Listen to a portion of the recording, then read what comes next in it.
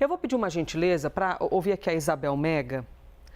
No áudio 2 que nós expusemos, quando ele fala de Jair Bolsonaro. Porque ele deixa claro aqui, Isabel Mega, quando eu falei, e não falei mesmo, que eu nunca falei de golpe, nunca falei que o presidente planejou golpe. Só que o que acontece é que vão defender o presidente. Não vão me defender. Isabel Mega, neste trecho, ele deixa claro que, no meio de todo o enrosco, né, que foi exposto e que cada um dos lados vai defender o seu lado e tem o direito de defender-se, todo mundo tem o direito de defender-se. Seja Jair Bolsonaro, sejam os outros réus do processo, seja Mauro Cid, a gente faz jornalismo sério, tem que ter os pés no chão. Neste áudio, ele dá a entender que, olha, acabou que eu estou sendo exposto como sendo o vilão e Jair Bolsonaro é quem está sendo defendido, Isabel Mega.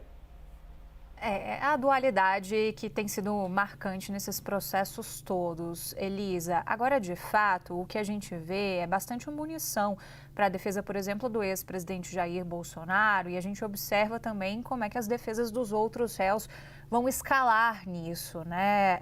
Desde o princípio, a gente já alertava aqui que uma parte substancial das estratégias de todas as defesas era partir para desqualificar a colaboração premiada de Mauro Cid. Quando a gente tem algo que pode ser interpretado como uma quebra de sigilo, isso de fato dá munição para essas defesas. É preciso entender como é que o Supremo Tribunal Federal vai lidar com a substância que é apresentada pelas próprias defesas, né, em relação ao comportamento de Mauro Cid ao fornecer ali uma certa linha de informações a respeito do que estava acontecendo, das impressões dele, inclusive sobre a condução desses processos.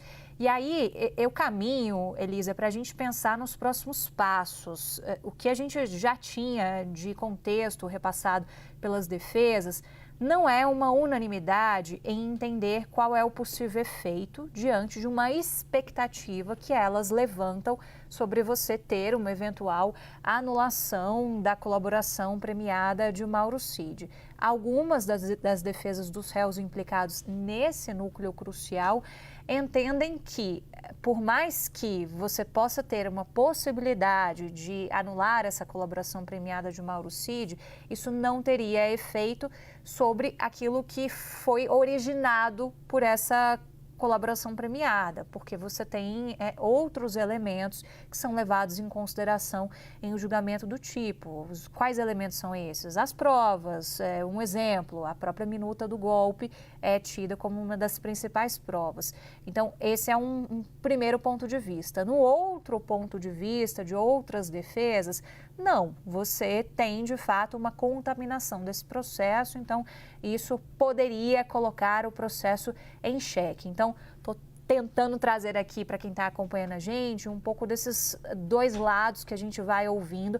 Isso desde a semana passada está no ar, principalmente por conta da publicação da revista Veja e até um pouquinho antes, isso que o Theo estava contando para a gente, essa pergunta muito capciosa que é apresentada pelo criminalista Celso Vilardi no momento em que ele faz esse interrogatório com Mauro Cid e questiona se era ele por trás, se ele usava ou não, e o Mauro Cid dá uma vacilada na resposta, né? Ele não crava que é da esposa dele, que é dele, ele dá uma resposta meio ensaboada.